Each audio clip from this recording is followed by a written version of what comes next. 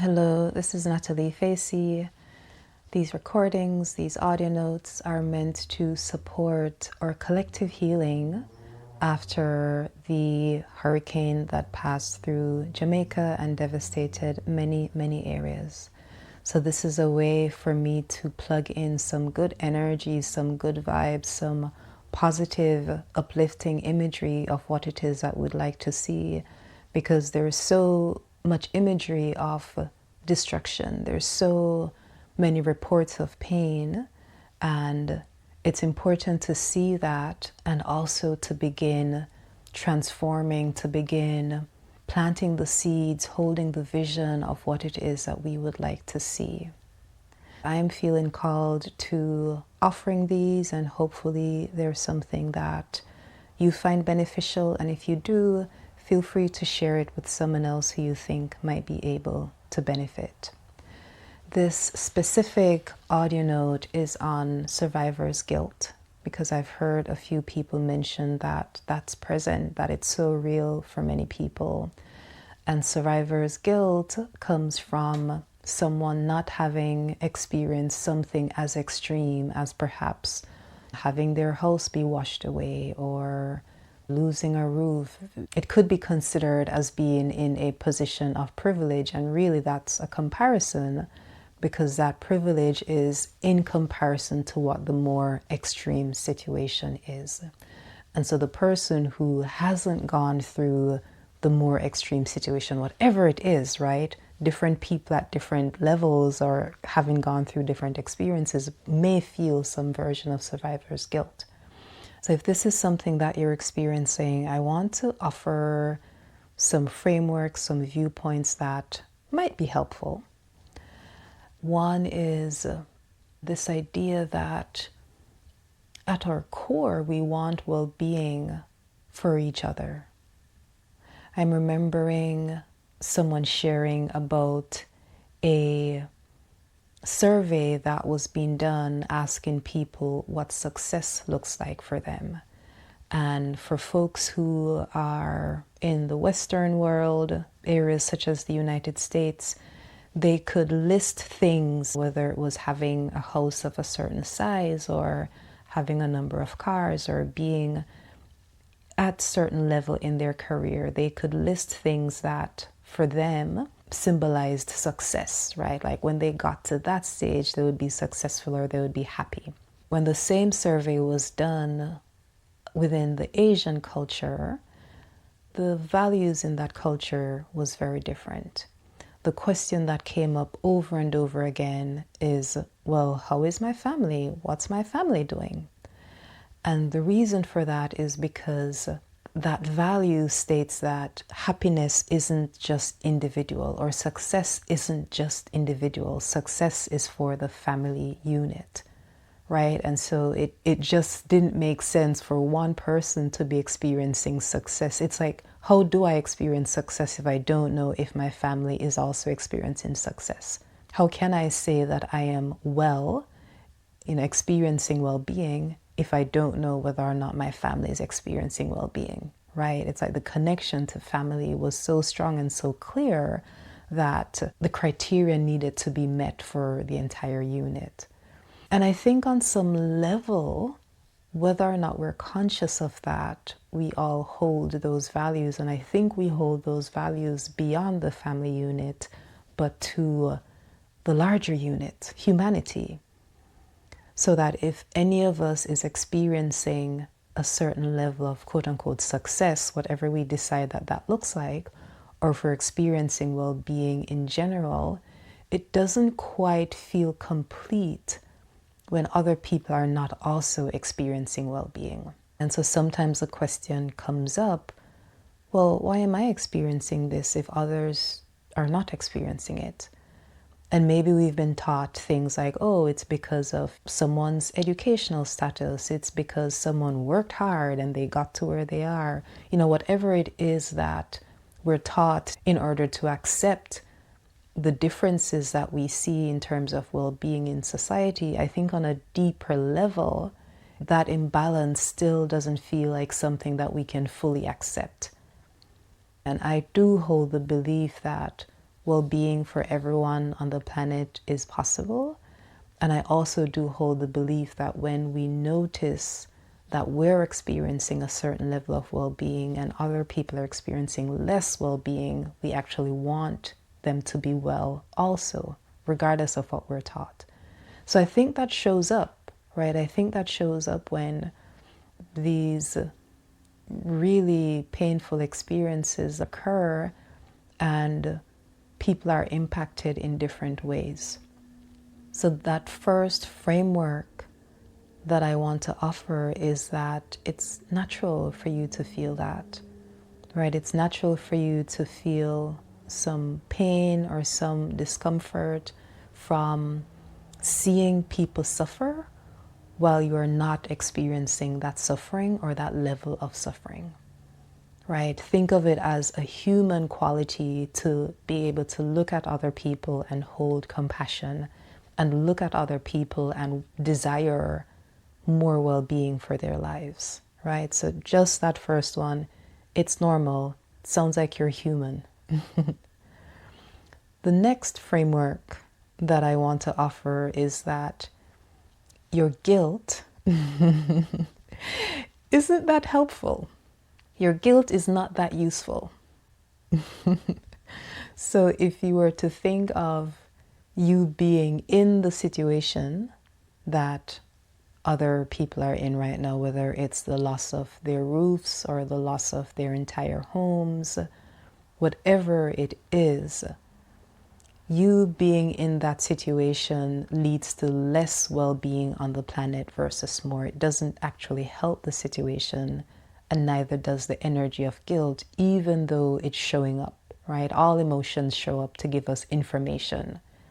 It's giving us information on the impact that something is having on us.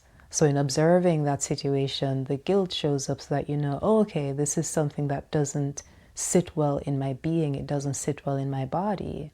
So notice it, acknowledge it, and also know that it's helpful to shift that, because guilt isn't a regenerative emotion. It isn't an emotion that tends to lead to more life and more energy. It's an emotion that pulls life force energy instead. What I consider to be the medicine is being able to recognize that on a very, very deep level, we want well-being for ourselves and others. Regardless of our training, regardless of our conditioning or socialization, regardless of how things operate in our society right now, I believe that at our core, we want to see everyone experiencing well-being.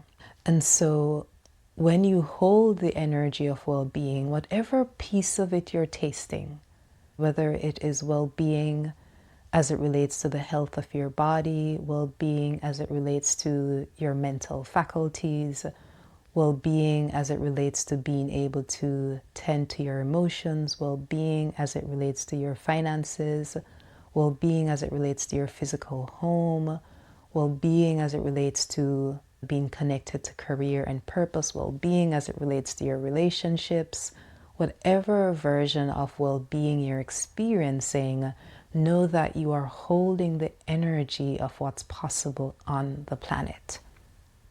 So if you are in a loving, nurturing relationship, holding guilt because someone else isn't experiencing that doesn't help them, and it doesn't help you. It certainly doesn't help your relationship.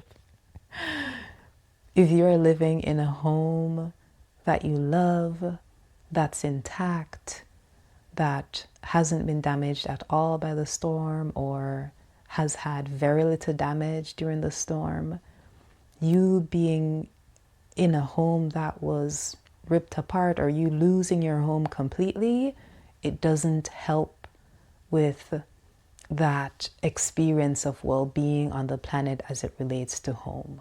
So know that the experience that you're having, it's like getting to plant the seed of that. It's like having a tree of that with fruits on the earth.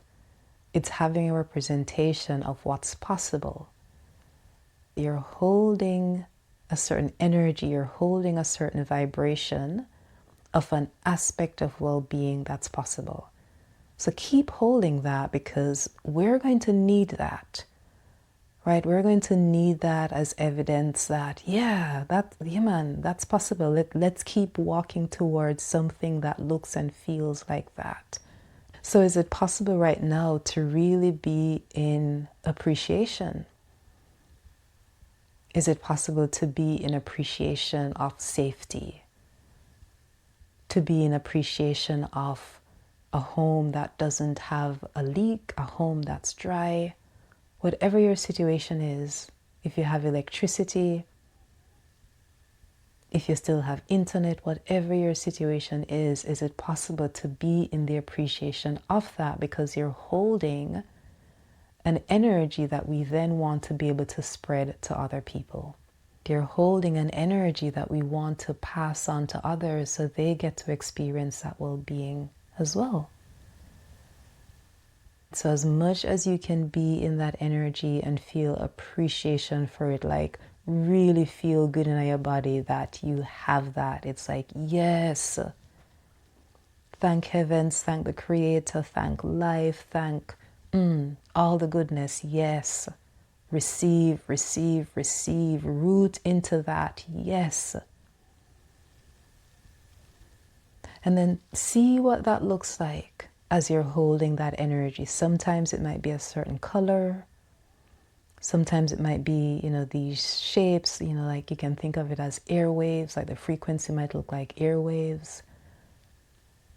Sometimes it might be a texture, or you can imagine a thing. If nothing's coming to mind, imagine a thing, right? What does the energy of safe home look like?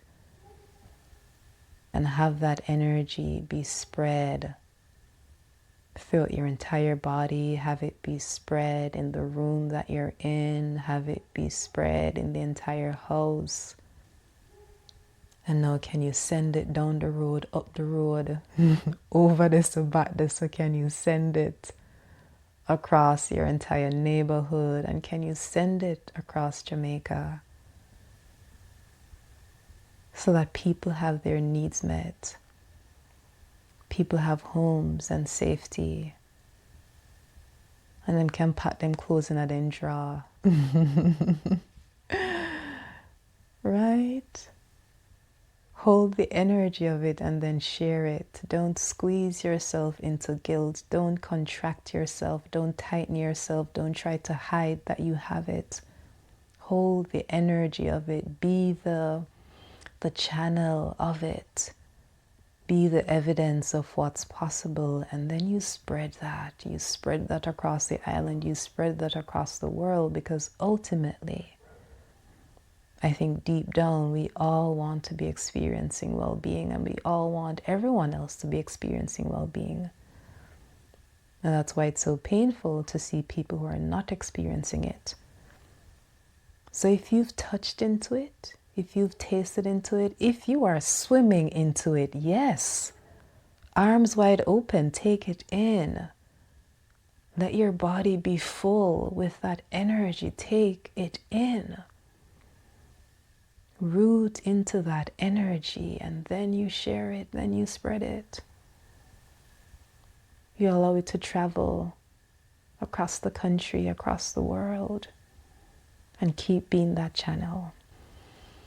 All right, and this is something that you get to practice on your own. Whenever it comes up, the guilt, or it might be shame, whenever it comes up, just shift to appreciation, shift to what it is that you want to see for yourself and for others, and be in appreciation of that energy, and then share that love. All right, dear one. Well, thank you for hanging out with me today. You can find more recordings, both audio and video, on my YouTube channel. Head to nataliefacey.com/library to find some more.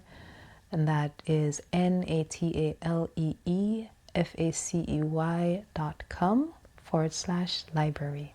All right, talk soon.